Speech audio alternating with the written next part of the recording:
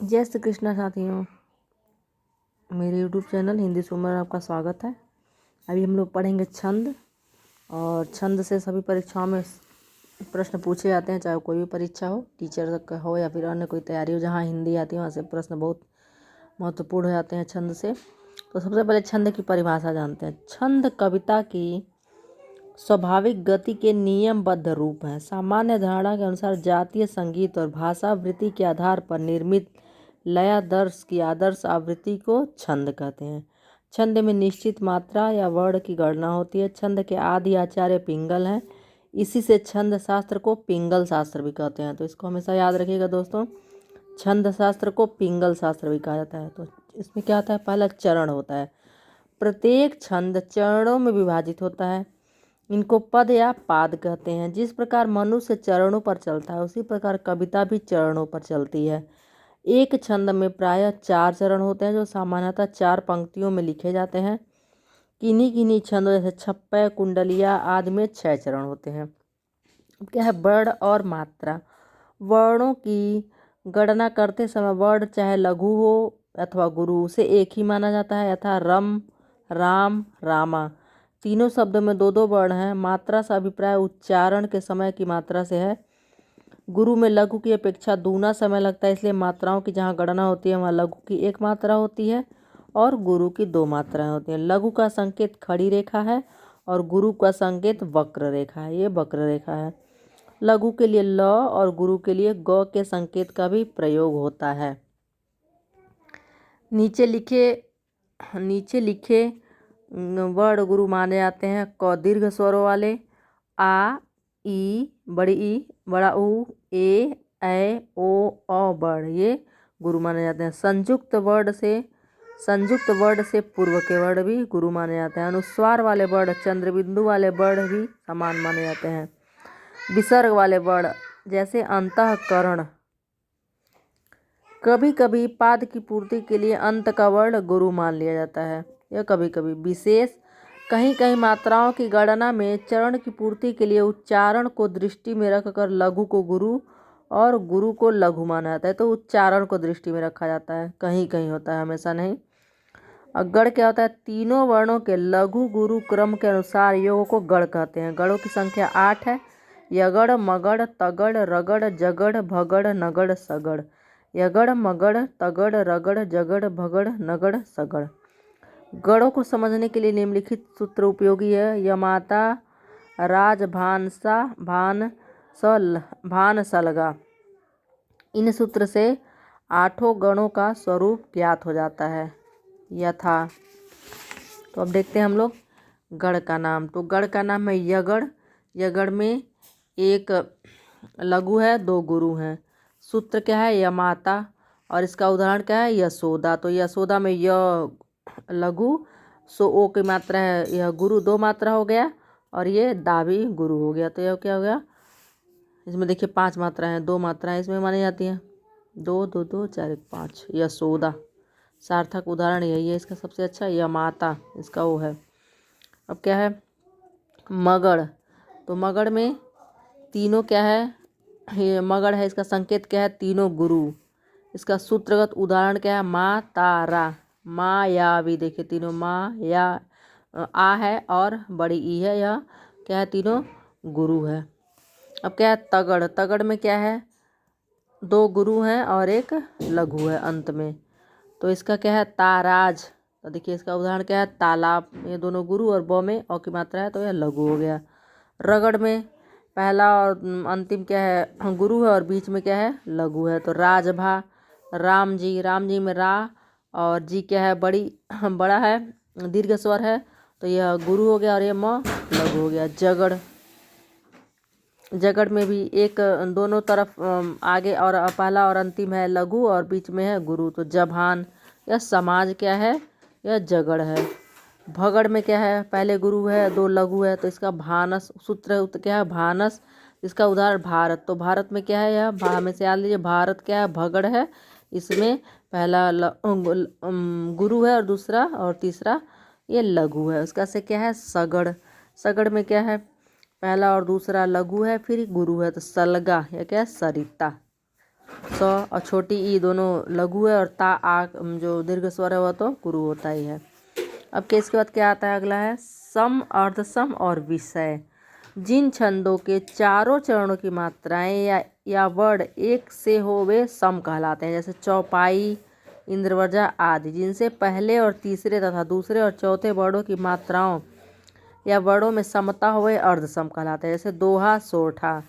जिन छंदों में 4 से अधिक 6 चरण हो वे एक से हों वे विषम कहलाते हैं, जैसे छप्पा और कुंडलिया।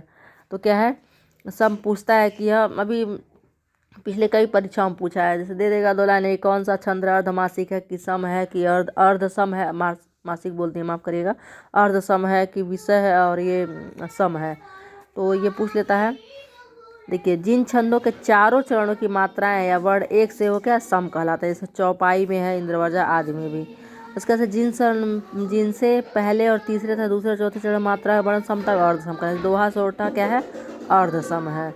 जिन छंदों में 4 से अधिक और 6 चरण और वह क्या, वो विषम कहलाता है, छप्पे और कुंडलिया। यहाँ विषय छप गया गलती से, विषम है ये। गति क्या है, गति पढ़ते समय कविता के स्पष्ट सुगत प्रवाह को गति कहते हैं, तो सबको पता ही होगा। यति क्या है, छंदों में जो विराम या रुकने के स्थलों को यति कहते हैं, जो हम एक लाइन पढ़ के रुकते हैं फिर। अब छंद के प्रकार क्या है, छंद मात्रा और वर्ण के आधार पर छंद मुख्यतः 2 प्रकार के होते हैं, मात्रिक और वर्णवृत्त। तो मात्रिक छंद किसको बोलते हैं, मात्रिक छंदों में केवल मात्रा की व्यवस्था होती है, वर्णों के लघु और गुरु के क्रम का विशेष ध्यान रखा जाता है। इन छंदों के प्रत्येक चरण में मात्राओं की संख्या नियत रहती है। मात्रिक छंद क्या है, 3 प्रकार के होते हैं, सम, अर्धसम और विषम। तो पहला क्या है, चौपाई, यह सममात्रिक है। चौपाई जो क्या होता है, छंद होता है, सममात्रिक होता है, और इसके प्रत्येक चरण में 16 मात्राएं होती हैं, 4 चरण का होता है। अंत में जगड़ और तगड़ का प्रयोग निषेध है। तो जगड़ क्या है, समाज, लघु नहीं आना चाहिए, और इसमें देखिए किसी में भी जगड़, ये जगड़ क्या है, जगड़ और तगड़ तीनों में, जगड़ में तगड़ में भी अंतिम में गुरु है, लघु है, और जगड़ में भी अंतिम में लघु है। तो चौपाई में क्या है, इसकी पहचान है, इसमें जगड़ और तगड़ जो है अंतिम में लघु नहीं आना चाहिए। देखिए सब में गुरु है, चारों लाइन में 4 चरण होते हैं, प्रत्येक में 16 मात्राएं होती हैं, और अंत में जगड़ और तगड़ का प्रयोग का निषेध है।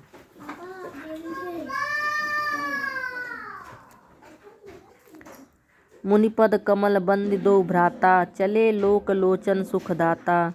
बालक वृंद देखी अति शोभा, लगे संग लोचन मनोलोभा। यह तुलसीदास का जो रामचरितमानस से लिया गया है। इसके प्रत्येक चरण में 16 मात्राएं होता है, यह चौपाई है। अब दोहा क्या है, यह अर्ध सम मात्रिक है, अर्धसम मात्रिक छंद। इसमें 4 चरण होते हैं, पहले और तीसरे चरण में 13-13 तथा दूसरे और चौथे चरण में 11-11 होती हैं। इसके विषम चरणों के आदि में जगड़ नहीं होना चाहिए, तथा सम चरणों के अंत में गुरु लघु नहीं होना चाहिए। तो जगड़ क्या है, अंत में जगड़ नहीं होना चाहिए, यानी कि लघु नहीं होना चाहिए, अंत में ये तीनों, और अंत में गुरु लघु होना चाहिए। तो यह है, उदाहरण क्या है, नाथ साथ मुनिनाथ के मातु सकल पुरलोग, सेवक सैनप सचिव सब आए विकल वियोग। तो इसमें क्या है, अंतिम में देखिए जगड़ नहीं है, लोग है, और इसके देखिए यहाँ भी जगड़ नहीं है, यहाँ भी जगड़ नहीं है, और क्या दिया है, विषम चरणों के जगड़ था, सम चरणों के अंत में गुरु लघु है। सम चरणों के अंत में देखिए गुरु यहाँ भी है, और यहाँ पर भी देखिए लघु है, गुरु लघु दोनों होना चाहिए। तो यही उदाहरण है। और इसके बाद से क्या है, सोरठा, यह अर्धसम मात्रिक छंद है। दोहा और सोरठा दोनों अर्धसम मात्रिक छंद हैं। इसके प्रथम और तृतीय चरण में 11-11 तथा द्वितीय एवं चतुर्थ चरण में 13-13 मात्रा होती हैं। पहले और तीसरे चरण के अंत में गुरु लघु आते हैं, और कहीं कहीं तुक भी मिलती है। दोहा का उल्टा होता है, सुनत सुमंगल बैन मन प्रमोद तन पुलक भर, सर सरोरु नैन तुलसी भर स्नेह जल। ये भी तुलसी का, ये रामचरितमानस का है। सोरठा, इसके प्रथम तृतीय चरण में 11-11 तथा चतुर्थ और द्वितीय में 13-13 मात्रा आता है। छंद सोरठा है। अब क्या है, रोला यह सम मात्रिक छंद है। इसमें 4 चरण होते हैं, प्रत्येक चरण में 24 मात्राएं होती हैं। 11 और 13 मात्राओं पर यति होती है। को पापी है पंचतत्व प्राप्त, सुनि जगमन धावत, बनी बनी बावन वीर बढ़त चौचंद मचावत। पै तक ताकी लोथ त्रिपथगा के तटलावत। 9 दय 11 होत 3 पाँचहीं बिसरावत। तो इसमें प्रत्येक चरण में 24 मात्राएं हैं, 11 और 13 पर यति है, अतः यह छंद रोला है।